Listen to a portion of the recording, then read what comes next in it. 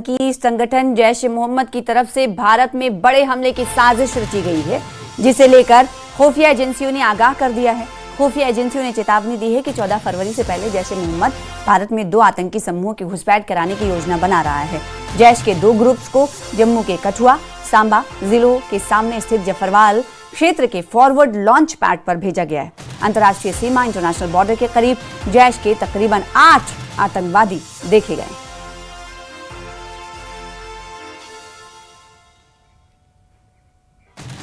और सांबा जिले में घुसपैठ की कोशिश को नाकाम किया गया है। सुरक्षा बलों ने पाकिस्तानी घुसपैठिए को पकड़ा है। ये गिरफ्तारी रामगढ़ सेक्टर में हुई है और घुसपैठ की कोशिश को नाकाम करते हुए घुसपैठिए को धर दबोचा गया है।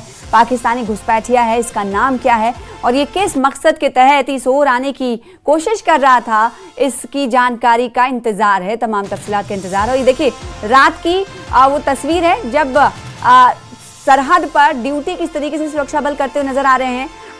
जो इंटरनेशनल बॉर्डर्स हैं वहां पर किस तरीके से अलर्ट है ये आप देख पा रहे हैं। और साथ ही साथ एक और तस्वीर आपको दिखा रहे हैं घुसपैठिए की।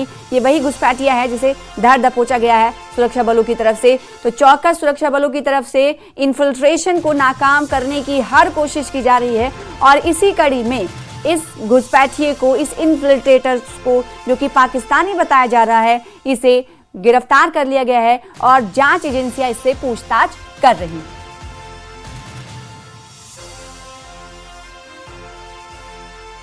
वहीं किश्तवाड़ के छात्रों में सुरक्षा बलों का एंटी टेरर ऑपरेशन जारी है। सेना की 11 राष्ट्रीय राइफल्स और एसओजी किश्तवाड़ मिलकर इस ऑपरेशन को चला रहे हैं और किश्तवाड़ के 5 इलाकों सिंहपुरा, सिगड़ी, चिंगम, छात्रू और कुछल में इंटरनेट सेवाएं बंद रखी गई हैं। तो सुरक्षा बलों का एंटी टेरर ऑपरेशन लगातार किश्तवाड़ में जारी है और इसीलिए कई जगह पर इंटरनेट सेवाएं, इंटरनेट खिदमात बंद है।